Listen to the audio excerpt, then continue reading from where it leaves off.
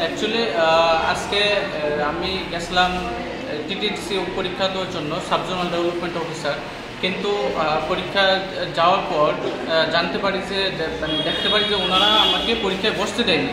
কারণ আমি যে স্ক্রাইব নিয়ে যাই সেটা হচ্ছে উপরের ক্লাসে, তো উপরের ক্লাসে স্ক্রাইব করলে হবে না। কিন্তু আমি আগেই দরখাস্ত দিয়েছি, হাইকোর্টের অর্ডার দিয়েছি, সব কিছু দিয়েছি যে আমি নিতে পারবো, কিন্তু তারা সত্ত্বেও এসব কাগজপত্র দেখা সত্ত্বেও তারা মানেনি। তারা মানে বললো যে না তুমি চলে যাও, এখানে হবে না। তো আমার স্ক্রাইব এবং আমরা দুজনেই তারপর আমরা মানে পরীক্ষায় না বসে চলে আসতে বাধ্য হয়েছি।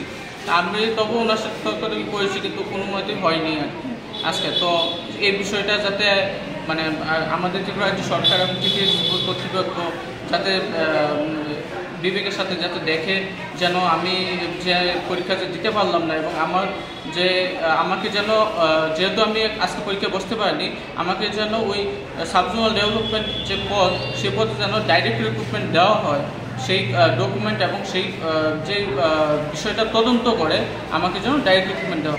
রাইটার নিয়ে গিয়েছিলাম, তো আমার তো অধিকার আছে, আমি যে কোনো পরীক্ষা দেওয়ার জন্য আমি রাইটার ইউজ করতে পারি, স্ক্রাইব ইউজ করতে পারি।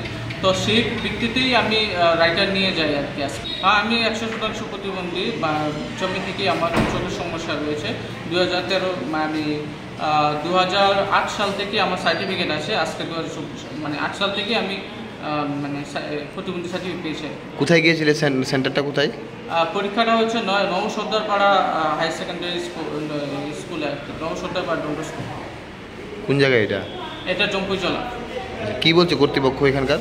ওইখানকার কর্তৃপক্ষ বলেছে যে তুমি যেহেতু হাই ক্লাস কোয়ালিটি এনেছো, হাই কোয়ালিফিকেশন এখান থেকে এনেছো, সেটা তার জন্য আমি তোমাকে অ্যালাউ করতে পারবো না। তোমার গাইডলাইন থাকুক বা যা থাকুক সেটা আমার দেখার বিষয় না, সেটা তুমি করে দেখো, তোমার যা করে তা আমি করতে পারো।